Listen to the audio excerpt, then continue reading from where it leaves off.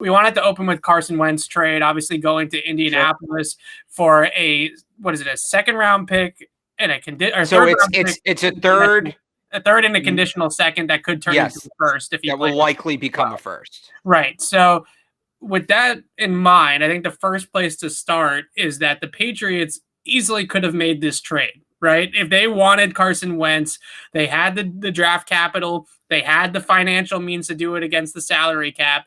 They could have traded for Carson Wentz, and Bill Belichick looked at Carson Wentz, at least at that price tag, and said, no, thanks. So I think our initial reaction to it should be, how do we feel about that? How do we feel about the fact that Bill Belichick decided to pass on Carson Wentz? Because he easily could have gotten into the running here and potentially outbid Indianapolis if they really wanted the player. So, yeah, I mean, let's have this conversation again, right? How do we feel about them passing on Wentz? As a whole, I feel good because I think they should pass on this whole group of quarterbacks. Mariota, Wentz, Carr, Garoppolo, Cousins, all the cast-offs. I want nothing to do with those guys. That being said, if it was passing on Wentz to go get Mariota or to go get Garoppolo, that sucks. Because of that group, Wentz was the most attractive option. I think when you look at that group, the most important thing is upside.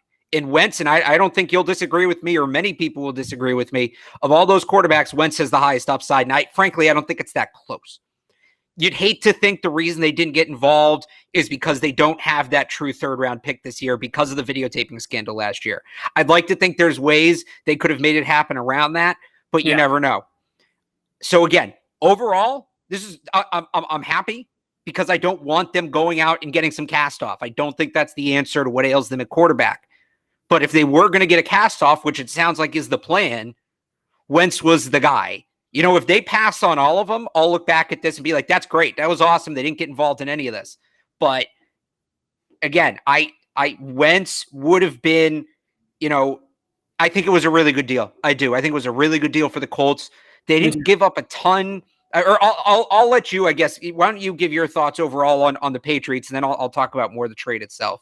No, I really like the trade for the Colts as well. I think the biggest obstacle to overcome if you're the Patriots is it's not only just $25 million against the cap this year, it's guaranteed $22 million against the cap in 2022 as well. So the Indianapolis Colts have hitched their wagon to Carson Wentz for at least the next 2 years. It's actually a 4-year deal, but there's not guaranteed money in year 3 and year 4, so you can get out of it a little bit easier. But they've basically hitched their wagon to Carson Wentz for, I would say, at least 2 years in terms of guaranteed money, maybe even 3 based off of the structure of the contract, unless they really want to eat a big dead cap number. So they must really believe in him. And I think the difference between what the Patriots could offer Carson Wentz and what the Colts could is that the Colts have Frank Reich, his former quarterbacks coach, as their head coach now. And I'm sure that they feel a lot better about their evaluation and what they know of the person of Carson Wentz's work ethic, the behind the scenes stuff, and anything that anybody else could have known because of all of the institutional knowledge that they have of Philadelphia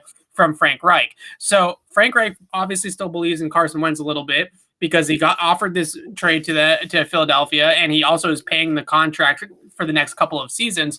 So there is some hope there, I think, from Frank Reich's perspective. But Wentz was always a difficult fit for me because, first of all, he's running in a West Coast offense his entire career. And West Coast offense that's very, very heavy in college concepts, RPOs, vertical passing concepts. He was a high-volume, deep passer in that big season in 2017. And more so, he was an out-of-structure player when he was at his best. Somebody that really liked to scramble around and make plays with his legs and extend plays and then throw the ball down the field. And I don't know if that type of playing style was exactly what the Patriots were looking for. And a lot of people in Philadelphia, and whether it was just Doug Peterson kind of getting his shots in the way out or not, a lot of people in Philadelphia were frustrated by the fact that Carson Wentz would not stay in structure with the offense and run the scheme and allow the scheme to do most of the heavy lifting. He wanted to be a playmaker. He wanted to be Russell Wilson. He wanted to run around for 3.5 seconds and throw the ball deep. The Patriots don't want that style of quarterback. And I think that ultimately... But isn't that what Cam is? He's definitely... What do you mean they don't want that? That's the whole thing they preached with Cam and all the run around style. Cam's not a scrambler though. Like Cam, that he can extend plays and he can make magic and this and that. No, I don't. Look, I don't necessarily disagree with anything you said up until that point, but I mean I'm on the record as saying I think that the Patriots offense kind of needs a bit of an overhaul. So again, is this an excuse to do it? The way I see Wentz is he's basically a rookie quarterback to me, in that the physical tools are there, but how's he going to pick up a new system? What's the mental element going to look like, for a rookie in the NFL for Wentz at his new stop? So if you're the Colts and they're either picking, I think it's 19th or 20th, I forget. They're back-to-back with the Bears. But if you're picking down there, Kyle Trask is probably the only one of the top quarterbacks you have a shot at, right? Yeah. You're going to have to give up a ton. Even for Mac Jones, you're going to have to give up a lot. And then obviously the other guys, it just gets exponentially more. So it goes down to, do you want to give up that draft capital to draft one of the rookies, or do you want to give up the salary cap to take Wentz? Like, I look at Wentz essentially as a rookie quarterback as he comes in. And I think the task and to the steps ahead to getting him to succeed is kind of similar to what you would do with a rookie. So again, for the Colts picking down at 20th, yeah, if they'd rather sacrifice the cap than the draft capital, and that's personal preference, I think it makes a ton of sense. Even for the Patriots at 15, where they'll probably have a shot at Mac Jones, that's what it comes down to. Do you want, the guy you don't have to pay, but you have to give up a ton of picks? Or for the Patriots, they could just make the pick. So that's why I think it's a better deal for the Colts and the Patriots. But again, I just look at Wentz as kind of a rookie. It's essentially like you're bringing in a rookie. You're going to have to do the same things. And for what they gave up, right? Again, would you rather give up the first, the third, and $20 million in cap space for Wentz, or like 2 firsts and 2 seconds to move up and get Trey Lance? Like, that's what it comes down to. And I don't think that Wentz is the wrong answer in that question. I think, it depends on what you want to do as an organization. I don't think there is a wrong answer.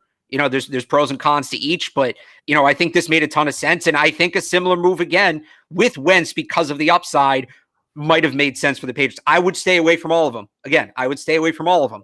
But if there was one, Wentz was one, and that's why, because he's essentially a rookie quarterback. Right, and I think the point that you made about the Colts picking where they're picking as a playoff team, remember a few years ago, Bill Belichick said, well, we're not going to scout guys at the top of the draft because it's not realistic for us to trade all the way up to draft one of those guys. So the Colts had to look at it like, okay, we're not going to be able to pick Zach Wilson in this draft. We would love to pick Zach Wilson or Trey Lance or Justin Fields, but moving all the way up from where they're at to get into the running for a player like that was probably unrealistic, especially given all the quarterback needy teams ahead of them that had better draft capital to invest in that type of move up. So from their perspective, I get it. I want to talk about the domino effect, though, because now all of a sudden you have a situation in Philly where I think they do believe a little bit in Jalen Hurts, but they're sitting at 6 without a real sure thing at quarterback, without a franchise QB anymore. Then the Carolina Panthers are obviously sitting there at 8 without a franchise quarterback either. And I know that the Panthers, they tried to get Stafford. They were the runner-up for Matthew Stafford, and they're going to be very, very aggressive in the Deshaun Watson sweepstakes if he does come available. So the domino effect, basically, that this presents to the Patriots, I think it makes it really interesting for them. And we talked about on Tuesday that trading up in the draft for a quarterback's probably not the route that they're going to go anyways. But if that is something that they would entertain, now that the fact that they might need to actually leapfrog Philadelphia at 6 adds another sort of wrinkle into that plan. And then I would just add, in terms of the domino effect on the other side, I thought Wentz was the best option in that group. So if he's going for a first and a third, you shouldn't give up any more, I think, than just a third for Marcus Mariota. I would want a pick back with Garoppolo at this point to take on that contract. I'm talking about Garoppolo and a third for like a 6th now. So after the Stafford trade, when we thought, oh, these quarterbacks are going to be so expensive, and then we heard, multiple firsts for Wentz and all of that. So that's out the window now. So these quarterbacks are going to be more affordable because this, and outside of Watson, this does nothing to Watson's value. Deshaun Watson is his own thing. I think 4 first-round picks is still the beginning of the conversation there. But for everybody else, this totally resets the market to the Patriots' advantage. Yeah, I think I would be surprised still if Philadelphia goes quarterback at 6, although I think that's what they probably should do. That's probably the best route. I think you have to give, if you moved on from a guy who was described as the franchise, if you moved on from him, you have to give the guy who replaced him a shot. You have to give Hurts a shot, like a real shot. You have to evaluate it. To me, you have to look at it and say, okay, we're sitting here at 6 on draft night, and Trey Lance is still on the board. The other 3 quarterbacks are gone. Our evaluation is it Trey Lance versus Hurts, who's the better player? And Hurts has only got 1 year in the NFL. So it's almost like you can make that comparison. It's similar to what the Cardinals did when they sat there and said, is Kyler Murray a better quarterback prospect than Josh Rosen? Right? You know, those are the kind of conversations that you do need to have and take seriously if you're Philadelphia. I personally would say that there is a really good chance that the scouts and Howie Roseman in the player personnel department in Philadelphia is going to say, we have a much higher grade on Trey Lance this year than we had on Jalen Hurts last year. But maybe the coaching staff, maybe the other people in the room, the owners, whatever, really like Hurts and want to kind of give him a chance. And maybe they talk themselves out of it. But if you're just going to look at it apples to apples and say, okay, we had Hurts graded like this last year. He graded like this for us during the season in the games that he played. And then we have Trey Lance graded as, you know, a surefire top 10 pick.